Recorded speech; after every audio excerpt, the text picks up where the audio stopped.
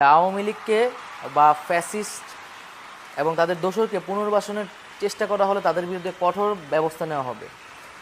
আমাদের রক্তের দাগ এখনও শুকায়নি, আমাদের ভাইরা এখনও হাসপাতালে আছে আহত অবস্থায়, আমাদের বোনেরা, এবং এখনও আমাদের ভাই বোনেরা কিন্তু শহীদ হচ্ছে। এবং এর মধ্যেও যারা আওয়ামী লীগকে আবার পুনর্বাসনের পরিকল্পনা করছে, আওয়ামী লীগকে আবার বাংলাদেশের মাটিতে স্থান দেওয়ার কথা ভাবছে, তাদের বিরুদ্ধে অবশ্যই কঠোর ব্যবস্থা নেওয়া হবে। আওয়ামী লীগ একটি গণহত্যার সাথে জড়িত, মানুষের ভোটাধিকার হরণের সাথে জড়িত, গুম খুন মানবাধিকার হরণের সাথে জড়িত।